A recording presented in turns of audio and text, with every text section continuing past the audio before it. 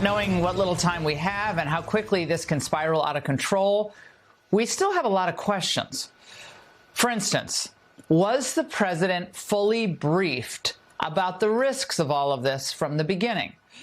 And was he then able to take it all in and understand the complexity of this, how complex it could actually get, and further possibilities of casualties or other damage, the difficulty of dealing with these people? Or was he told this would be relatively quick in and out? Words that will live forever. Was he, Donald Trump, able to take it all in? Laura Ingraham wants to know the answer to that question. Hi again, everybody. It's now 5 o'clock in New York. It's quite convenient. Apparently, Donald Trump is never wrong, but when he is wrong, when he gets something wrong, as the MAGA newscasters are starting to worry maybe he has, it must be someone else's fault, right? Maybe he wasn't briefed. So he can't fail. He can only be failed or incapable of, quote, what'd she say? Taking it in. This isn't the first time the American people have been on the receiving end of the he got bad advice or a bad briefing that he, quote, couldn't take in story for a Trump screw-up. We heard precisely the same narrative from his allies on tariffs, which he's always loved, on immigration, which he's always pumped the adrenal glands of, on Greenland, which he's always been obsessed with, and on the Fed, on judicial nominations, and on and on. But this particular iteration about whether or not he could, quote, take it in on Iran is quite different. One, men and women have died. Two, the MAGA coalition, as we've come to understand it over the last 9 years, is blowing up before our eyes. So this justification that, quote, maybe he can't take in information represents a new, rather insulting, but subtle and ingenious effort to split the difference, maybe, to criticize Donald Trump's acuity and capacity without criticizing the little teddy bear himself. Of course, it completely contradicts what Donald Trump is saying about all this, what the White House is saying, what the cabinet's saying. They've all insisted from the beginning that military action in Iran, the war, was the result of Donald Trump's gut feeling, an instinct, a hunch that Trump, quote, felt in his bones. Someone who thinks on a higher plane than the rest of us, I guess. And it was my opinion that they were going to attack first. They were going to attack. If we didn't do it, they were going to attack first. I felt strongly about that. I think the president, prior to that phone call, had a good feeling. And the president's feeling based on fact. This was a feeling the president had based on facts. When are you going to know when it's over?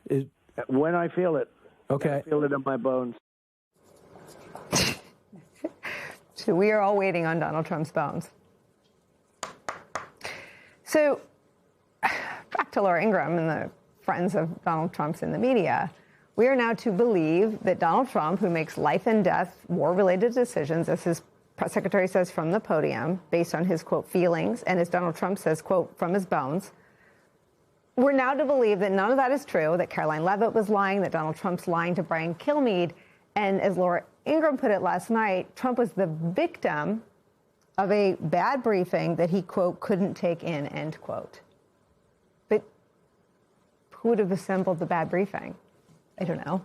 J.D. Vance, Marco Rubio, Tulsi Gabbard. These are his people. They're nobody else's, God knows. Former Fox anchor Megyn Kelly made a, should we call it an adjacent point yesterday? She targeted Republican Senator Lindsey Graham, who she said was, quote, frothing at the mouth right now at the thought of thousands of our soldiers going into Iran. She said a bunch of other stuff about bubble wands, but we'll leave that out. This is the rest of her quote. So, what is Lindsey Graham doing to support those troops and their families who are preparing to put their lives on the line? He's at Disney World, she added, Little Mermaid-themed bubble wand and all.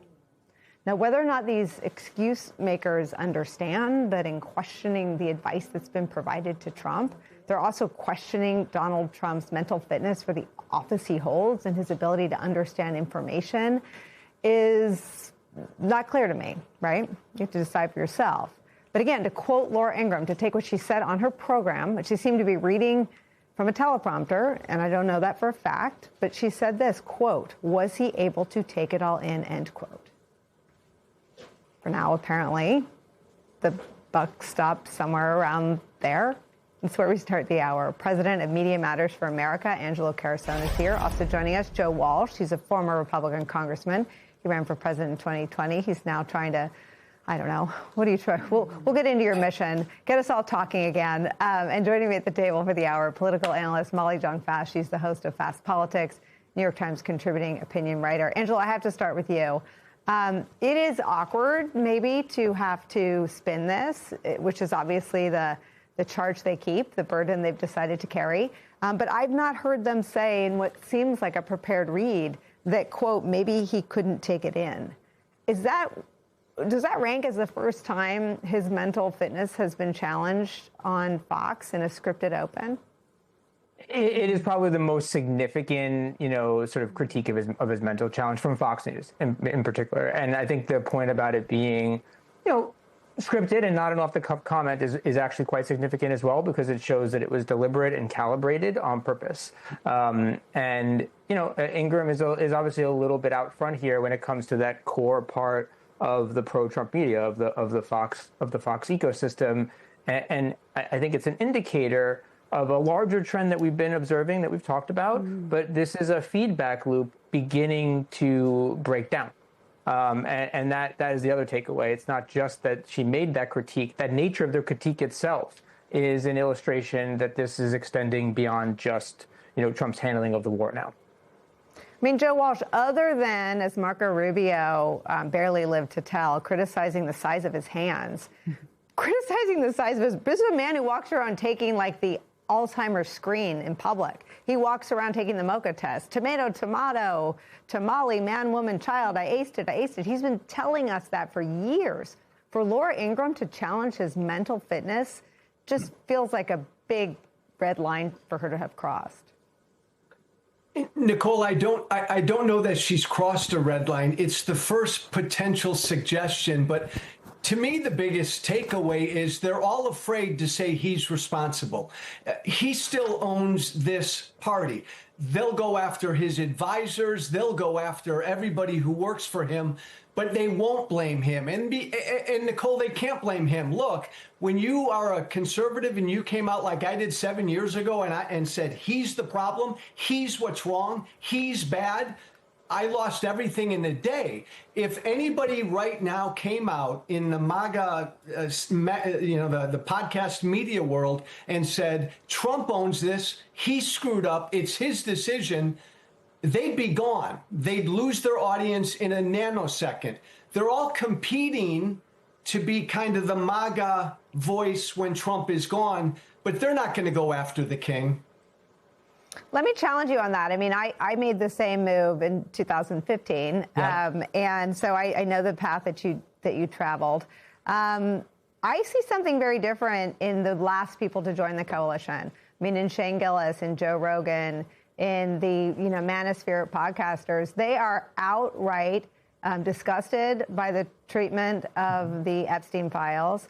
They are outright disapproving of the war in Iran. I would add Sean Ryan to that group as well. They are saying all these things out loud. Are you sort of cleaving off the establishment Fox anchors, Brian Kilmeade, Sean Hannity, Laura Ingraham, as people who won't go after Trump? Because I see something different in the younger group of the MAGA coalition members. I think any voices who are not overtly political like Rogan will venture further off. And Nicole, I'm not gonna disagree with you because I still engage with MAGA every day. There's impact on the margins. The Epstein file scandal, that's moved some MAGA folks on the margins. This war has moved some MAGA folk on the margin.